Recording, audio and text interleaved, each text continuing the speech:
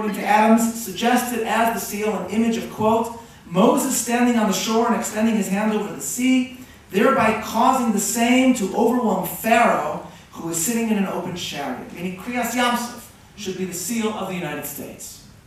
Under this image, Franklin added, would appear the following motto: rebellion to tyrants is obedience to God.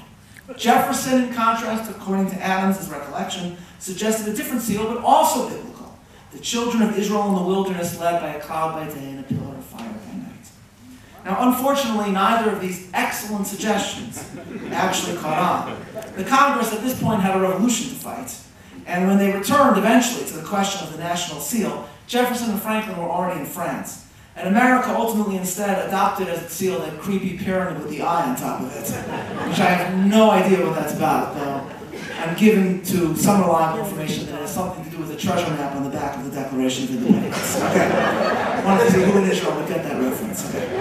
You guys have all seen National Treasure? It's an amazing documentary about the founders. But nevertheless, a committee of 3 of America's most famous founders is asked to select an image that best embodies their endeavor, and they instinctively select elements of the Pesach story.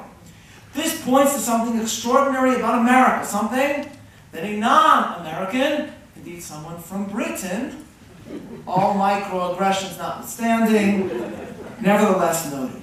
Civil religion, or Jonathan Sachs once wrote, has the same relationship to the United States as Pesach does to the Jewish people. It is not a philosophy, but a story of how a persecuted group escaped from the old world and made a hazardous journey to an unknown land, there to construct a new society, conceived in liberty and dedicated to the proposition that all men are created equal. Like the Pesach story, he said, it defines the nation, not merely in terms of its past, but also as a commitment to the future.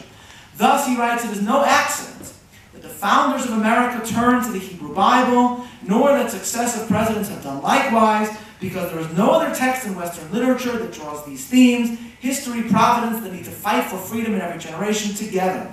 Israel, said Sachs, ancient and modern, and the United States are the 2 supreme examples of societies constructed in conscious pursuit of an idea, end quote. What this means is that in creating a tiny new nation that overthrew a mighty empire, the founders saw echoes of the Hebrew Bible in their own lives, and they identified, therefore, with the leaders whose stories were told in Tanakh.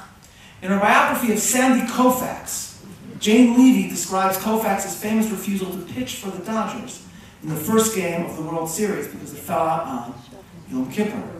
Coach Walter Alston chose the great Don Drysdale to pitch in Koufax's stead, but the Dodgers got hammered.